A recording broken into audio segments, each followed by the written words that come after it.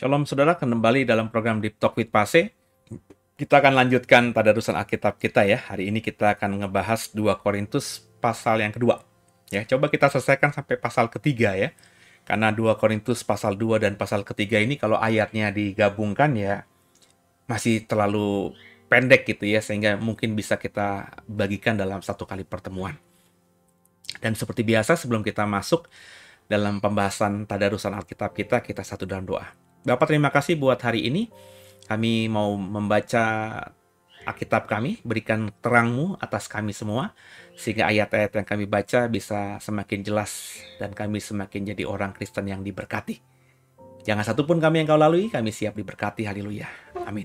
Bapak Ibu siapkan Alkitab kita masing-masing, 2 Korintus pasal yang kedua. Sama-sama ya kita siapkan Alkitab kita.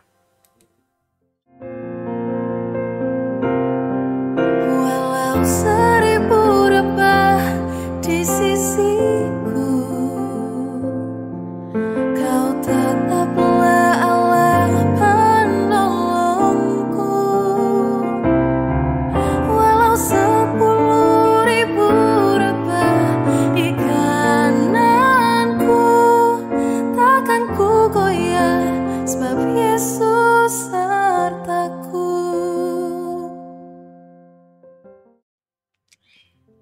Ya, kita langsung ke ayatnya saudara ya. Salah pencet saya. Kita buka 2 Korintus pasal yang kedua. Iya. Udah lama masih aja salah mencet. Sama-sama kita baca 2 Korintus pasal yang kedua ini ayat yang pertama. Kita baca saudara. Aku telah mengambil keputusan di dalam hatiku bahwa aku tidak akan datang lagi kepadamu dalam duka cita. Sebab jika aku mendukakan hatimu, siapa lagi yang dapat membuat aku menjadi gembira selain Dia yang berduka cita karena aku? Dan justru itulah maksud suratku ini, yaitu supaya jika aku datang, jangan aku berduka cita oleh mereka yang harus membuat aku menjadi gembira. Sebab aku yakin tentang kamu semua bahwa sukacitaku adalah juga sukacitamu. Aku menulis supaya kamu dengan hati yang sangat cemas. Aku menulis kepada kamu dengan hati yang sangat cemas dan sesak, dan dengan mencucurkan banyak air mata. Bukan supaya kamu bersedih hati, tetapi supaya kamu tahu betapa besarnya kasihku kepada kamu semua. Saudara, terindikasi keintiman di sini. Jadi Paulus mengatakan bahwa aku pengen datang kepadamu, ya, kepada jemaat di Korintus, nah, karena dia saat ini kan adanya di Asia Kecil, kemungkinan besar di Efesus. Ya, Paulus sedang menderita di situ, aniaya, masalah berat, dia hampir mati di sana. Ya, jemaat Korintus tahu. Dan Paulus mengatakan, aku mau datang lagi kepadamu tapi nggak bawa duka cita gitu. Aku nggak mau buat kamu sedih. Jadi sebab yang membuat aku gembira ya kamu. Kalau kamu sedih karena ceritaku ya maka aku tentu tidak akan bersuka cita gitu ya. Jadi Paulus berusaha untuk membuat kisahnya yang sedang dialaminya selesai, sehingga kalaupun harus datang ke Korintus, dan kalau bisa datang ke Korintus, yang dibawa itu cerita gembira, bukan dalam pelarian, bukan dalam masalah, bukan dalam duka cita, kurang lebih begitu. Tapi Paulus juga menggambarkan bahwa dirinya sangat rindu kepada jemaat di Korintus, sehingga dikatakan tadi ya, aku nulis surat ini sambil mencucurkan banyak air mata, bukan karena bersedih hati, tapi karena aku tahu betapa besarnya kasihku kepada kamu. Ya, ekspresi sayangnya Paulus itu sampai-sampai ketika dia tulis surat ini dia sampai nangis gitu. Karena benar-benar mengasihi jemaat di Korintus. Kita baca ayat berikutnya. Ayat kelima perikop yang baru. Tapi jika ada orang yang menyebabkan kesedihan, maka bukan hatiku yang disedihkan, melainkan hati kamu sekalian. Atau sekurang-kurangnya supaya jangan aku melebih-lebihkan hati beberapa orang di antara kamu. Bagi orang yang demikian sudahlah cukup teguran dari sebagian besar dari kamu. Sehingga kamu sebaliknya harus mengampuni dan menghibur dia supaya ia jangan binasa oleh kesedihan yang terlampau berat. Sebab itu aku menasihatkan kamu supaya kamu sungguh-sungguh mengasihi dia. Sebab justru itulah maksudnya aku menulis surat kepada kamu, yaitu untuk menguji kamu, apakah kamu taat dalam segala sesuatu. Sebab barang siapa yang kamu ampuni kesalahannya, aku mengampuni juga. Sebab jika aku mengampuni, seandainya ada yang harus kuampuni, maka hal itu kubuat oleh karena kamu di hadapan Kristus, supaya iblis jangan beroleh keuntungan atas kita, sebab kita tahu apa maksudnya. Ini tentu bicara soal bagaimana Paulus berusaha memanage hubungan mereka, ya, hubungan antara dirinya dengan jemaat Kristen di Korintus. Paulus berkata bahkan jangan sampai ada orang yang membuat kesedihan. Sebab jika ada orang yang menyebabkan kesedihan, bukan hatiku yang disedihkan, tapi hati kamu sekalian. Atau paling enggak beberapa kamu. Jadi Paulus berusaha untuk tidak menyampaikan apa yang sedang dia alami kepada jemaat di Korintus. Sebab kalau tersampaikan, maka Paulus sangat yakin kalau nggak semuanya, ada beberapa jemaat Korintus yang akhirnya bersedih hati atau didukakan hatinya. Karena mereka yang begitu menghormati Paulus sebagai rasulnya gitu ya. Nah, kalau ada orang yang sengaja membuat mereka sedih, ya tegur gitu ya. Intinya pokoknya jangan sampai ada orang yang karena kesedihannya, karena duka citanya, akhirnya jadi binasa. Karena merasa bahwa duka cita dan kesedihannya itu terlalu berat untuk dia. Paulus menjaga itu. Sebab Paulus tahu begitu mengasihi jemaat Korintus terhadap dirinya, sehingga kalau cerita yang dialaminya itu benar-benar vulgar tersampaikan, maka pasti ada beberapa mereka yang berduka berlebihan. Karena ya banyak hal ya, banyak faktor. Ada yang bisa juga faktor yang masih kekanak-kanakan. Sehingga begitu menghormati Paulus, sehingga merasa kalau Paulus sampai segimana ya damai sejahtera sukacitanya hilang gitu. Akhirnya bisa binasa, kata Paulus. Ya, ini kan memang proses ya kedewasaan. Bagaimana seorang itu akhirnya bisa memanage hatinya, bagaimana seseorang itu akhirnya bisa merubah duka citanya menjadi sukacita, bagaimana seseorang itu harus bisa menyelesaikan duka cita atau kesedihan yang memang secara fakta dialaminya. Intinya Paulus tidak ingin ada orang binasa karena kesedihan, ya. Jadi Paulus ya mengatakan kalau ada orang yang selalu maksudnya baik mungkin menceritakan tentang apa yang Paulus rasakan alami di Efesus kepada jemaat Korintus, ya tegur orang itu.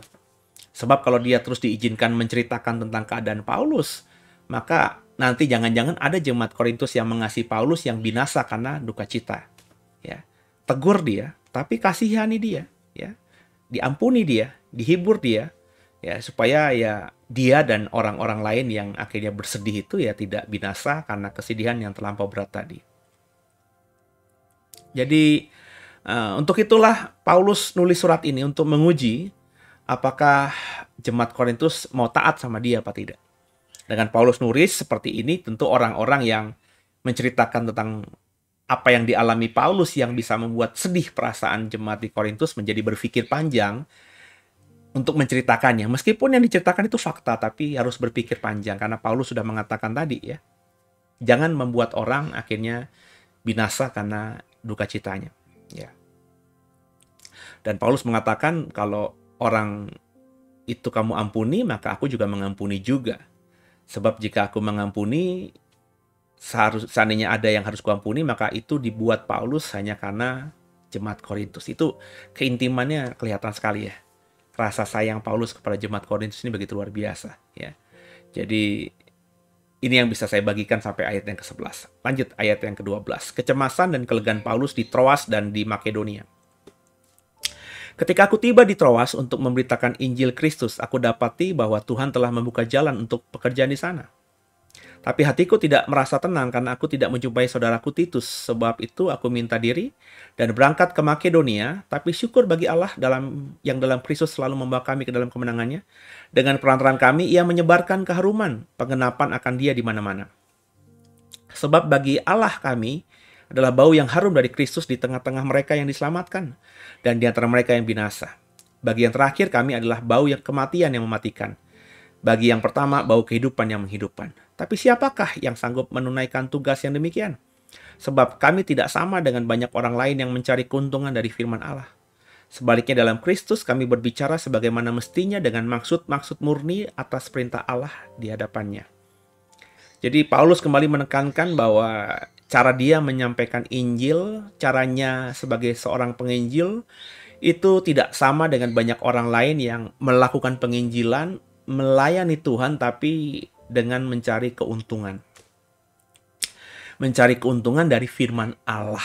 Bayangin, firman Allah, Alkitab itu dikomersilkan. Dan ini faktanya masih ada banyak hal terjadi seperti ini. Hari-hari ini. Banyak orang mencari uang dari firman Tuhan dengan menyampaikan hal-hal yang hanya bombastis semata.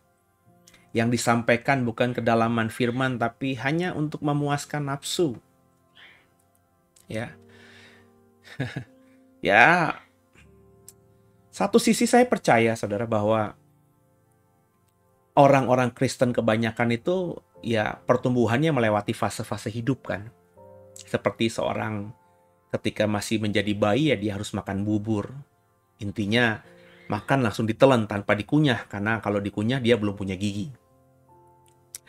Sampai akhirnya dia harus mengunyah karena makan bubur ternyata setelah punya gigi tidak enak, karena ada banyak makanan yang jauh lebih enak daripada bubur, dan itu bisa dinikmati ketika dia punya gigi. Tapi ya tadi saya sedih karena banyak orang Kristen, hamba-hamba Tuhan terutama, yang masih tadi ya mencari keuntungan dari firman Allah dengan mengkhotbahkan topik-topik, tema-tema yang bagi saya ya ingin mencari keuntungan gitu. Gimana ya saudara ya? Jadi antara judul sama isi itu ya jauh sekali. Ya, mengajarkannya tidak sesuai dengan kebenaran. Ya. Menekankan hal-hal tertentu tanpa mau memperhatikan kebenaran di sisi yang lainnya. Ya. Kalau orang Kristen itu hanya membaca satu pasal saja, menjadikan pasal itu pasal yang terhebat, ya oke lah. Tapi kalau ada orang Kristen sudah membaca Kejadian sampai Wahyu seperti saya, misalnya kalau kau tanya Pak Seno, cerita Alkitab yang paling wow gitu gimana? Ayat Alkitab yang paling ayatnya Pak Seno tuh yang mana? Saya bingung jawabnya. Saya nggak punya ayat emas lagi, saudara. Ya, karena ayat emas saya ya dalam setiap pengarungan hidup saya berbeda-beda. Ya, jadi ya kalau sampai sekarang saya sudah hampir mendekati setengah abad ya, ayat emas saya ya banyak sekali. Sehingga saya ketika harus memilih mana ayat emas yang paling terfavorit ya nggak ada, karena setiap zaman punya ayatnya sendiri. Kurang lebih begitulah saudara. Kalau kita sudah membaca Kejadian sampai Wahyu, ya untuk mengatakan bahwa doktrin A lebih bagus daripada doktrin B, pengajaran A, menekankan firman Tuhan A, pasal A, ayat A, kitab A, perikop A, ya itu kurang tepat, nggak bijak, saudara. Karena semakin kita membaca Alkitab dari Kejadian sampai Wahyu, semakin kita sadar bahwa dalamnya kebenaran itu begitu luar biasanya, nggak terukur. Ya. Nah, Paulus juga mengatakan hal ini, saudara. Dan Paulus menekankan sungguh ya bahwa dia terbuka jalan untuk bisa melayani di Troas. Ya. Tapi karena nggak ada Titus, dia minta diri dulu dan berangkat ke Makedonia untuk mencari Titus mungkin di sana. Tapi ya tadi ya, Paulus itu selalu menyampaikan kebenaran firman Tuhan. Tapi ya tadi, kalau kita baca ayat 15 dan seterusnya, firman Tuhan yang dibagikan Paulus itu tidak serta-merta menjadi menjadi bau yang harum gitu, bau yang membuat kehidupan bagi orang yang mendengarnya. Ada kontradiksi di ayat 16 gitu ya. Ada Firman Tuhannya sama disampaikan oleh Paulus, tapi bagi yang mendengar, ada yang mendengarkan firman Tuhan dari mulut Paulus itu seperti bau kehidupan yang menghidupkan, kata ayat 16 kalimat terakhir. Tapi ada juga yang mendengarkan firman Tuhan yang sama itu di hidungnya seperti bau kematian yang mematikan. Jadi memang respon manusia itu nggak bisa kita prediksi, nggak bisa kita tebak. Dan juga jangan akhirnya menaruh pemahaman bahwa firman Tuhan yang kita taburkan, yang kita bagikan, kalau saudara jadi pendeta, jadi pengkhotbah kayak saya, itu pasti akan jadi berkat bagi banyak orang. Sebab ada orang tertentu yang pasti tidak suka dengan style khotbah kita, penekanan khotbah kita, dan lain sebagainya. Nah, kalau orang nggak siap dengan hal ini, ya kalau firman Tuhan itu memang disampaikan untuk mencari keuntungan, ya depresi dia. Ya. Akhirnya firman Tuhan yang dibagikan ya firman Tuhan yang dipikir-pikir, gesekannya itu terlalu nggak ada, nyaris nggak ada. Sehingga akhirnya khotbahnya khotbah average. Yesus datang membawa keselamatan. Roh Kudus, roh yang menghiburkan. Baptisan sebagai tanda pertobatan. Jadi khotbahnya khotbah yang nggak salah. Itu dasar Kristen. Tapi ya hanya itu aja. Di area itu saja. Nggak mau menggali lebih dalam lagi. Karena kalau menggali lebih dalam lagi, ketemu firman yang mengatakan bahwa misalnya jangan bersaksi dusta, ya. Kalau kita khotbahkan, lah ini yang sebagai donatur-donatur yang mengembalikan persepuluhan semuanya kayaknya pebisnis-pebisnis yang sering berdusta. Takut menyinggung, nanti pergi persepuluhannya tidak lagi sampai. Nah, ini banyak orang jujur saja masih seperti ini, saudara. Dan saya meskipun tidak seperti itu, tapi di masa lalu saya, karena kedagingannya masih kuat, ya mengarahlah ke sana. Berpikir panjang gitu kalau mau khotbah sesuatu. Tapi sekarang mah saya udah sebodoh amat lah. Jadi padahal ini bukan ciri khas seorang gembala mestinya. Yang saya belajar tuh gembala tuh nggak boleh begini. Tapi kalau saya mah, makanya banyak orang yang peka gitu ya. Banyak menghubungi saya dan mengatakan gitu. Ya bukan saya gimana gitu, tapi mereka mengatakan Pase itu lebih tepat jadi nabi daripada jadi gembala. Ya, tapi masalahnya saya tidak merasa dipanggil sebagai nabi dan saya malah merasa dipanggil sebagai gembala gitu.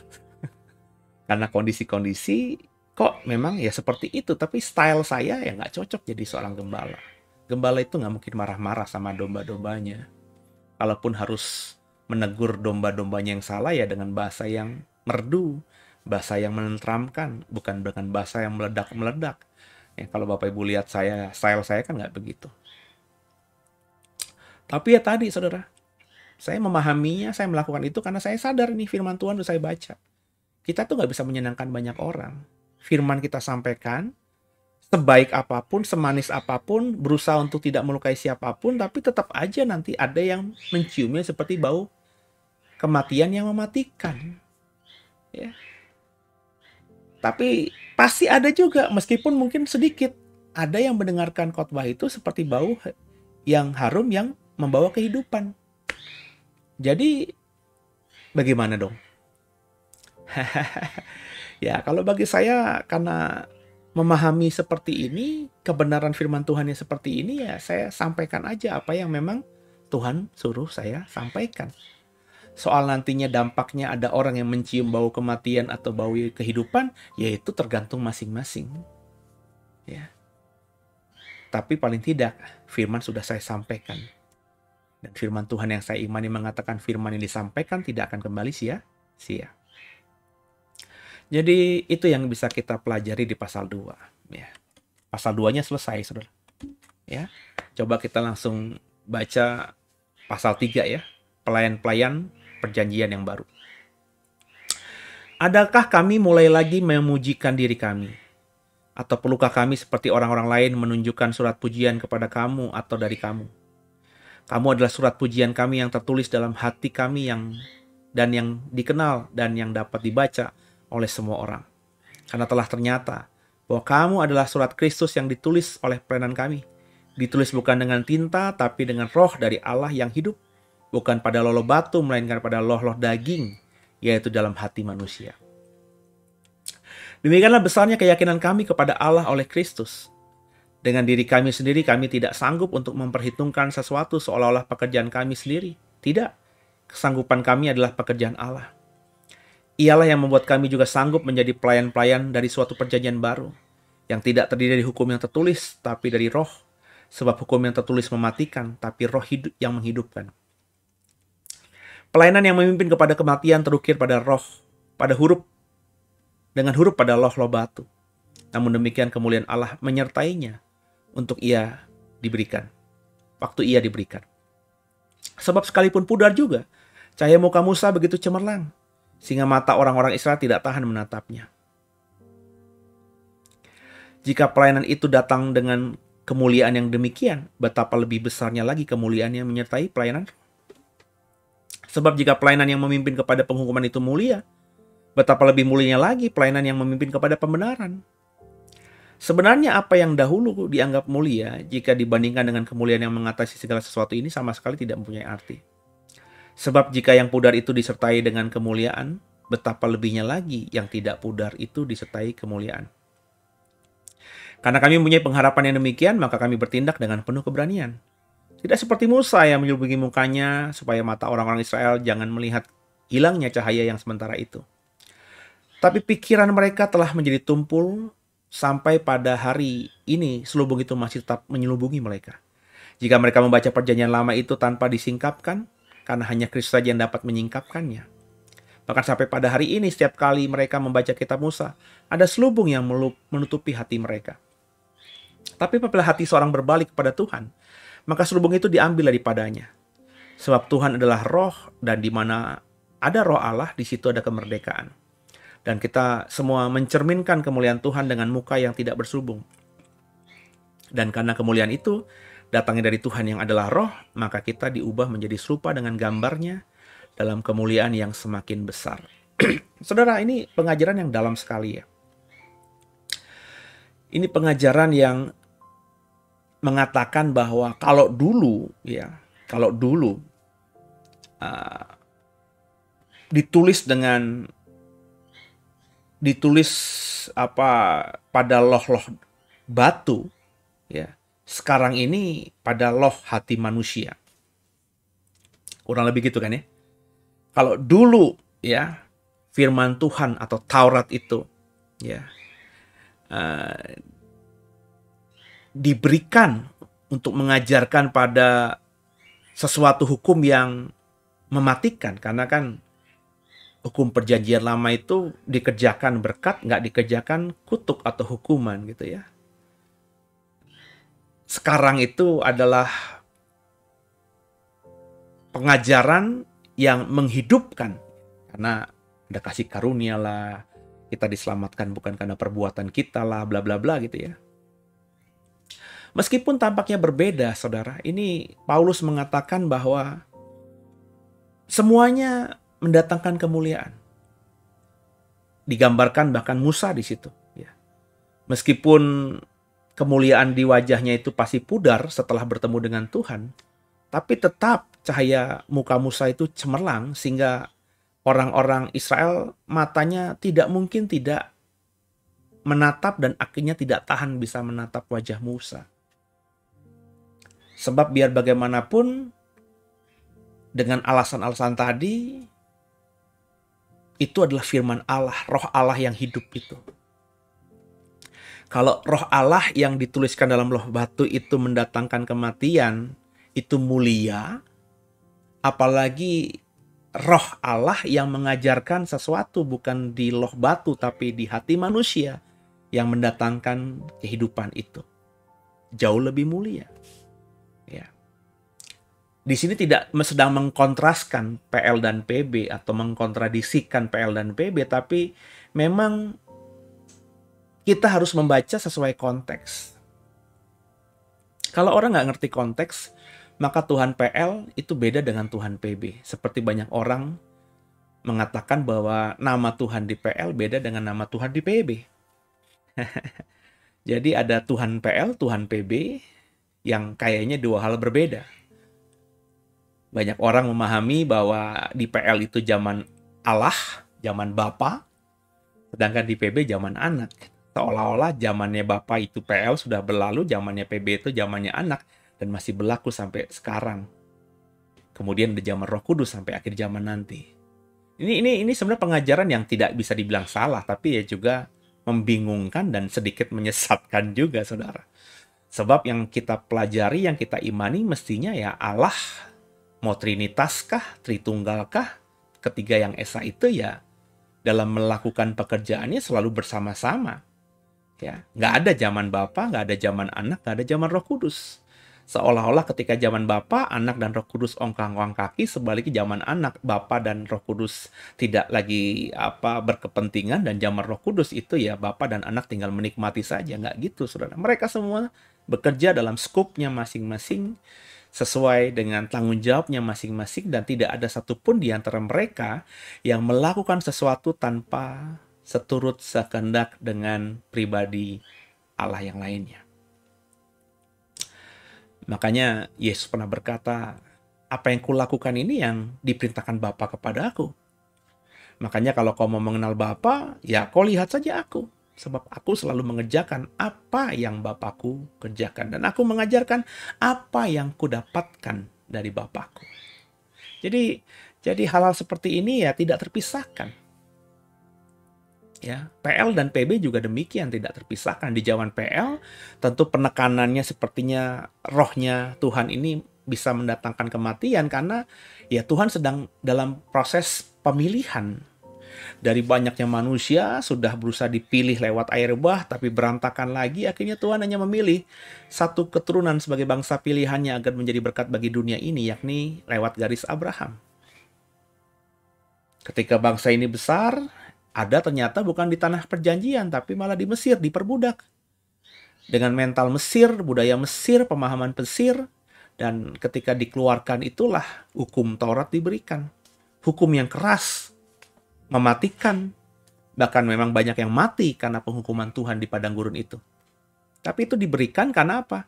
Karena Tuhan sedang mau membentuk umat pilihannya dalam pemahaman, persepsi, kebenaran yang dikehendakinya, bukan kebenaran ilah-ilah, dewa-dewa, baal-baal yang dipahami mereka ketika ada di Mesir.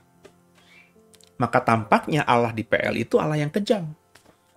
Satu sisi baik kalau orang Israel taat, diberkati, kalau jauh tinggalkan dia, hukuman, dijajah bangsa lain. Tapi ini kan karena penekanannya, karena konteksnya sedang memilih bangsa pilihan. Yang tadinya pikirannya, hatinya itu sudah terkontaminasi dengan budaya Mesir. Bahkan Musa pun, saudara, itu 40 tahun dididik dengan hikmat Mesir. Dia harus ada dulu 40 tahun lagi di Midian, saudara, supaya netralisir. Sehingga meskipun dia masih punya pemahaman Mesir, tapi dia paling tidak pemahaman Mesir itu tidak menguasai diri atau otaknya atau perasaannya secara penuh. Karena di kurun waktu yang sama, 40 tahun, dia hidup dalam budaya Midian. Dan Bapak Ibu yang sudah memperhatikan atau mengikuti program Living Wisdom saya soal orang Israel, nenek moyang orang Israel, saya sudah mengajar bahwa Yitro, imam di Midian ini adalah anak dari Ketura. Dan kalau Bapak Ibu mengikuti program saya tentang Israel dan nenek moyangnya ini, saya sudah mengatakan bahwa Ketura di dalam perspektif orang Yahudi itu sama dengan Hagar. Hagar itu Ketura, Ketura itu Hagar. Ya. Makanya dalam cerita ketika Yusuf itu mau dijual oleh kakak-kakaknya, ada cerita itu orang Ismail lewat. Yuk kita jual kepada orang Midian. Maka diangkatlah Yusuf dari sumur itu, dijual kepada orang Midian, dan orang Ismail membawanya pergi. Ada bolak-balik tumpang tindih antara orang Midian dan orang Ismail. Kenapa? Kata orang-orang Yahudi, kata rabi-rabi Yahudi, sebab bapak dari Midian dan bapak dari Ismail itu sama, yakni Abraham. Ibu dari Midian dan ibu dari Ismail itu sama, yakni Hagar atau Ketura. Nah, ini apa namanya? Ketika kita memahami ini, akhirnya Musa itu mulai mendapatkan pemahaman tentang siapa nenek moyangnya. Meskipun diceritakan dari garis Hagar, tapi kan Hagar ini, anak-anak Hagar adalah anak-anak Abraham. Yang meskipun sudah diusir dari kemahnya Abraham, tapi saya percaya ya mereka masih bicara satu dengan lainnya.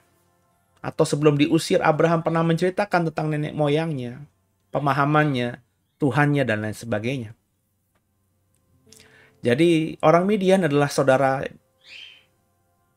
apa ya dibilangnya, saudara tiri gitu ya. Karena Israel lahir dari garis Sarah, istri sah di hadapan Tuhan. Sedangkan Midian atau Ismail adalah dari garis istri juga, budaknya Sarah yang diperistri oleh Abraham, yakni Hagar atau Ketura. Nah, jadi kita melihatnya begitu. Nah, di perjanjian baru, umat pilihan ini ya mestinya sudah cukup pemahaman dewasa. Sehingga akhirnya Tuhan tidak lagi menekankan pada hukuman karena sudah tahu nggak boleh melanggar hukum ini. Tapi lebih ditekankan lagi. Bukan berarti kalau kamu sudah tahu kalau melanggar dihukum, kalau taat diberkati, maka kamu akhirnya berpikir kamu bisa selamat karena perbuatanmu sendiri. Nggak gitu. Sebab semakin banyak kau ingin berbuat baik, kata Paulus, semakin banyak juga kau berbuat jahat. Makanya kau diselamatkan, kata perjanjian baru, itu karena darah Yesus, kasih karunia semata-mata. Jadi penekanan perjanjian baru sesuai dengan konteks yang mau atau yang ada dan mau ditekankan. Ya. Sehingga akhirnya kita sebagai orang Kristen mestinya ya bukan cuma mengimani bahwa kita selamat karena kasih karunia, kita pasti ke surga karena kemurahan hati Tuhan, tapi kita juga punya pemahaman bahwa kalau kita sudah terima kasih karunia dan kita selamat karena kemurahan hati Tuhan semata, maka kita harus meresponnya dengan apa? Dengan melakukan apa yang baik, yang berkenan, yang menyenangkan hati Tuhan. Yang semuanya tadi bisa kita baca dalam perjanjian lama.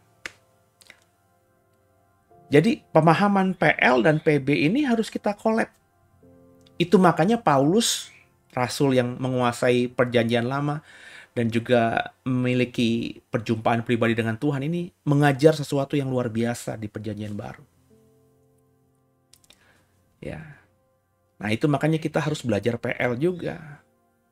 Tapi memahami PB dengan benar.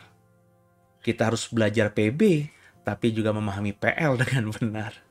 Ya, kalau kita hanya kuat di PB saja, percaya deh sama saya, pengajaranmu akan bengkok. Kalau kau hanya menekankan PL aja saja, pastilah bukan saja sekedar bengkok, tapi udah pasti bengkok bener. Kenapa? Karena kau pasti akan seperti orang Israel yang mengatakan bahwa dirinya adalah bangsa yang paling hebat. Bahwa Tuhan tidak mungkin tinggalkan dirinya. Dan aku bisa melakukan semuanya sendiri. Padahal itu tidak bisa. Tidak ada seorang pun, kata Tuhan Yesus, yang bisa mengerjakan hukum Taurat. Ketika ada perempuan yang tertangkap tangan berzinah dilempar kepada Yesus, terus mereka bertanya, perempuan ini kami tangkap basah sedang berzinah. Apa hukuman Musa untuk orang ini? Jelas Musa mengatakan kalau orang berzinah maka hukumannya adalah mati dirajam batu. Tapi Yesus sederhana sambil mencoret-coret di tanah dengan sebatang kayu. Kemudian dia diam saja dan orang Yahudi, ahli Taurat, orang Farisi, orang Saduki mungkin yang sedang mendakwa perempuan itu ingin agar Yesus memerintahkan mereka untuk membunuh orang ini satu demi satu dari yang tua sampai yang muda pergi meninggalkan Yesus.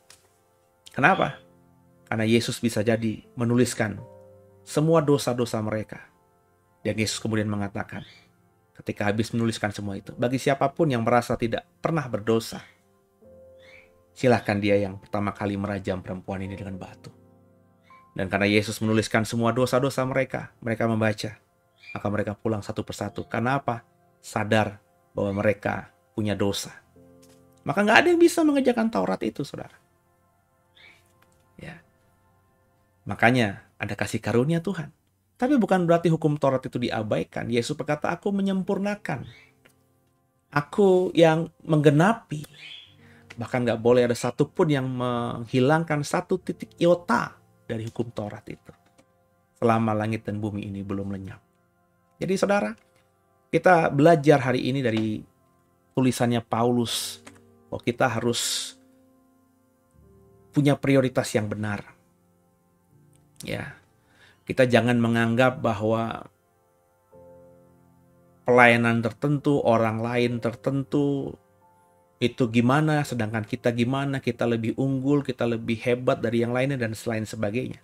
Ya. Ya.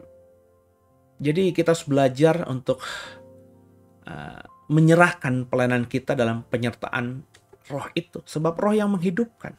Ya. Musa itu bahkan diceritakan dengan sedikit agak gimana gitu oleh Paulus. Dia yang berjumpa dengan Tuhan sehingga kemuliaan Tuhan itu membuat cahaya muka wajahnya bersinar, bercemerlang. Sehingga orang-orang Israel itu pasti langsung sadar dan tidak kuat untuk menatap wajahnya Musa karena terang benderang sehabis bertemu dengan Tuhan ini. Dikatakan tadi, itu pudar dengan sendirinya. Dan ada di ayat-ayat berikutnya, di ayat 13 kalau tidak salah kita baca. Tidak seperti Musa yang menyelubungi mukanya, supaya mata orang-orang Israel jangan melihat hilangnya cahaya yang sementara itu. Tadinya ketika habis keluar dari kemah suci, dari ruang Maha Kudus, muka Musa yang habis berjumpa dengan Tuhan itu cemerlang, terang benderang, sehingga orang Israel itu tidak tahan bisa melihat wajahnya. Lambat laun mukanya Musa ditutup, diselubungi sendiri oleh Musa. Bukan karena orang Israel tidak kuat menahan terangnya wajah Musa, tapi karena Musa sadar bahwa terang itu sudah memudar dari wajahnya. Dan dia tidak mau diomongin. Dia tidak mau dianggap gimana negatif oleh orang Israel. Padahal itu sesuatu yang mestinya bisa diceritakan. Ya tadi aku barusan bertemu dengan Tuhan. Kalau akhirnya aku cemerlang, ini bukan karena aku mendapatkannya dari transfernya Tuhan kepadaku. Lah kalau aku nggak bertemu dengan dia lagi, kalau cahaya ini pudar ya masuk akal. Sebab yang membuat wajahku cemerlang begini bukan dari dalamku, tapi dari Tuhan yang mulia. Mestinya kan bisa menjawab begitu, sehingga Musa nggak perlu seolah-olah menutupi wajahnya itu. Ya nggak sih? Ya. Kita harus jujur aja. Ya, iya, tidak gitu saudara. Ya. Saya tadi berpikir soal banyak kita juga kalau punya pelayanan itu yang akhirnya kita ceritakan sebagai kesaksian, yang berhasilnya saja. Tapi yang gagalnya tidak kita bagikan lagi, kita sembunyikan. Orang kalau punya kuasa mujizat, maka orang-orang yang sembuh saja yang disuruh bersaksi. Tapi orang-orang yang sakit yang dia doakan tapi belum mengalami mujizat atau tidak mengalami mujizat, tidak pernah diberikan kesempatan untuk bersaksi. Sehingga Bapak Ibu nggak mungkin pernah mendengar ada gereja atau channel YouTube Kristen di mana kesaksiannya, saya sakit A, saya didoakan pendeta A, B, C, D, dan sampai detik ini saya belum mengalami kesembuhan. Saya kecewa sama banyak pendeta itu karena nggak bisa mempraktekkan mujizat. Saya nggak pernah dengar begitu. Yang ada, saya kemarin sakit ini, dokter sudah angkat tangan, terus didoakan Pak Pendeta, saya sembuh. Inilah yang terus disampaikan, inilah yang terus dibagikan. Sehingga akhirnya orang-orang Kristen yang memang banyak di luar sana yang belum dewasa, itu punya pemahaman bahwa pendeta ini yang ngelakuin mujizat, pendetanya lah yang dikejar. Sehingga sampai akhirnya ketika dia sakit mengejar pendeta ini, capek-capek mengejar pendeta ini, ditumpangi tangan berkali-kali pendeta ini, tapi dia tetap sakit, tidak mengalami mujizat, dia kecewa. Bukan cuma kecewa sama pendetanya, tapi kecewa kepada Tuhan juga akhirnya. Dan ini sudah saya temukan banyak. Kenapa? Karena saya dulu berasal dari gereja ini. Gereja yang menekankan soal mujizat. So aku tahu banget soal seperti ini. Politiknya aku tahu banget, saudara. yang diberikan kesempatan berkhotbah, yang mengalami mujizat, yang tidak, yang mati. Nggak ada keluarganya disuruh bersaksi. Ini sesuatu yang tidak salah, karena nggak dosa kan. Karena yang disuruh bersaksi kan memang mengalami mujizat kan. Tapi nggak jujur. Sebab dalam pelayanan ya pasti ada saja yang tidak mengalami mujizat kan. Tapi nggak pernah diceritakan gitu saudara. Jadi ini seperti yang saya sampaikan dalam Bible Talk ketika saya bicara sama istri saya soal Abraham dan Ishak. Ketika masing-masing mereka di zaman mereka masing-masing bertemu dengan Abimelek, Raja Gerar orang Filistin, yang tertarik dengan istri mereka. Abraham bilang Sarah adalah saudaranya. Ishak bilang Ribka adalah saudaranya. Itu nggak dosa. Karena memang Sarah adalah saudara dari Abraham. Kata kitab Kejadian, Abraham berkata bahwa Sarah itu saudaraku benar. Satu bapak lain ibu. Ribka juga saudara sepupu jauh dari Ishak. Karena Ishak itu punya ibu namanya Sarah, sedangkan si Ribka ini punya bapak namanya Laban. Laban dan Sarah itu benar ya? Laban dan Sarah itu adik kakak, saudara. Sama-sama bukan adik kakak, tapi saudara gitu. Ya. Jadi Ribka ini adalah bukan anaknya Laban ya. Laban itu adalah bapak dari Ribka dan Lea ya, yang merupakan saudara kandung dari Sarah ya, dari Ribka dari istrinya Ishak ya. Yakub mencari istri ke rumah pamannya Laban, adik atau kakak dari mamanya Ribka. Tapi Ribka itu adalah anak dari Betuel yang lahir dari Nahor. Nahor ini sama Abraham adalah saudara kandung. Abraham punya anak Ishak, Nahor punya anak Betuel, dan Betuel ini punya anak Ribka. Benar ya? Jadi Ribka inilah yang merupakan keponakan jauh dari Ishak yang akhirnya dikawini Ishak menjadi istrinya. Jadi ketika Ishak berkata Ribka adalah saudarinya, salah nggak? Nggak salah. Tapi juga nggak jujur, karena akhirnya Abimelek memahami bahwa perempuan-perempuan ini bukan istri, tapi saudara. Tapi ketika Abimelek melihat tendanya Abraham sedang bercumbu sama Sarah.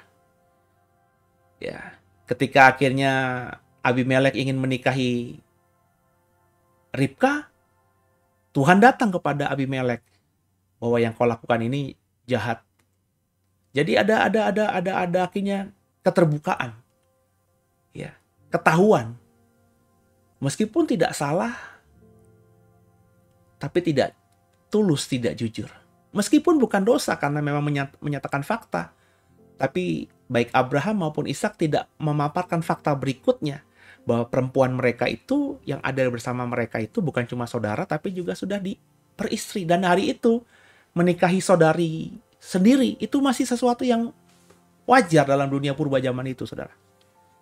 Dan ini yang tidak disampaikan. Bahasa orang dunianya itu bohong putih gitu. Ya, saya tidak memahami begitu. Bohong is bohong, dosa is dosa. Maka ya jangan berpolitik. Abraham dan Ishak melakukan hal itu karena mereka berpikir, karena aku takut. Tempat ini gak ada yang takut sama Tuhan. Jadi kalau aku bilang mereka istriku, aku dibunuh pasti. Jadi ketidakjujuran ini, ya, ketidaktulusan ini, meskipun tidak bisa dibilang dosa atau bohong, itu dilakukan karena latar ketakutan, kekhawatiran. Sama seperti Musa tadi, yang ketika menyadari mukanya sudah gak cemerlang lagi, ditutupi mukanya supaya tidak tampak kemuliaan Tuhan sudah pudar dari wajahnya. Ada kekhawatiran orang Israel akan menilai dia seperti apa, kurang baik dan lain sebagainya. Ya. Padahal segala kekhawatiran dan ketakutan jika kita memang punya dasar iman yang kuat kepada Tuhan, buat apa semua itu? Bahkan orang yang sudah percaya kepada Tuhan mestinya mati pun siap. Abraham mestinya kalau memang harus dibunuh karena Sarah pengen diingini oleh Abimelek, ya udah siap mati. Ishak juga demikian mestinya, tapi tidak. Mereka lebih takut pada kekhawatiran dan ketakutan dibandingkan berkata sejujur-jujurnya, setulus-tulusnya. Jadi kita belajar di malam hari ini untuk tulus benar-benar. Jadi ketulusan,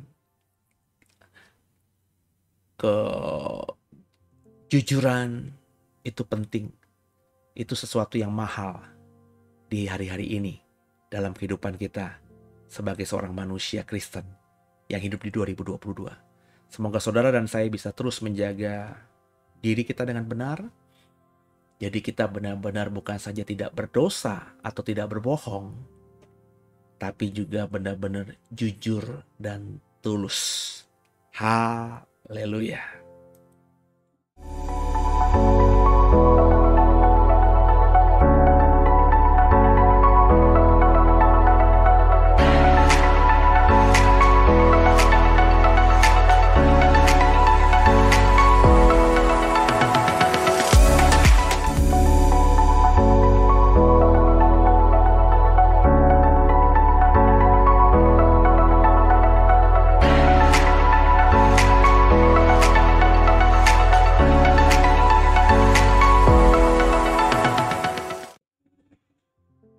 Ya, kita ada di penghujung Deep Talk with Pasi pada malam hari ini.